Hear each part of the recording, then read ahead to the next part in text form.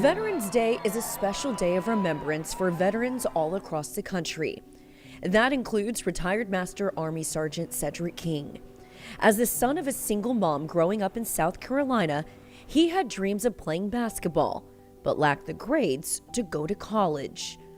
Enlisting in the Army was the perfect fit for him to use his athleticism and thirst for competition.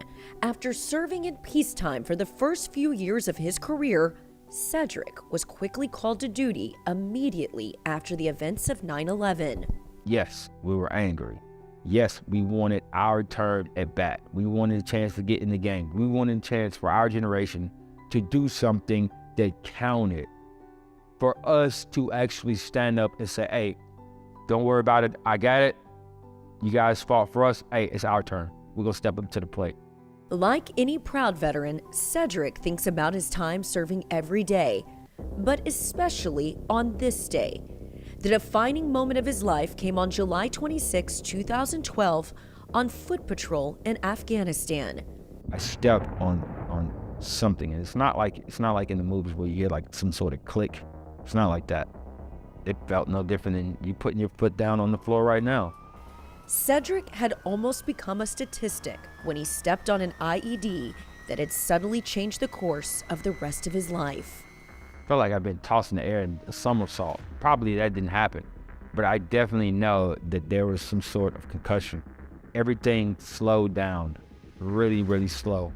Like time wasn't in real time right now, but time was moving like in fractions of a second. It was like slow motion. By the time Cedric was alert again, he was in a helicopter in a race to save his life. I'm looking down and like, it was just like a TV show. The nurses running out. It's like, gurneys coming out. I go into this little tent, put this mask over me, just told me to breathe like normal. And I can't remember anything after that. Sergeant King spent the next week in a medically induced coma as doctors tried to save his legs, but he had incurred too much trauma and woke up a paraplegic. The very next memory I have after going into that tent was 8 days later. And I know it's 8 days, as my wife was telling me, to get out. It's August the 2nd at this point in time. And I'm looking at my wife and my mom at the edge of the bed. And they're explaining to me exactly what happened over this, 8 days. But I didn't quite understand all of the magnitude of what had happened. I know that it had been a blast, and I can tell you at the lowest point in my life, just hearing this news.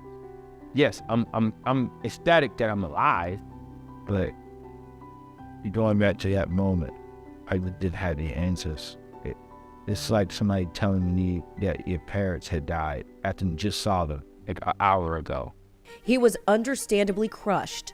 He quickly realized that he had only one of two choices: live a life of pity or be an inspiration to others. With his competitive spirit, Cedric chose the latter of the two, putting forth the same energy and effort that allowed him to rise to the rank of Master Sergeant. He attacked it with everything he had. Eventually, he competed in the Boston Marathon and is in great demand as a motivational speaker. There's so much value in the aftermath of figuring it out. Yeah, I wanted to tap out. I did.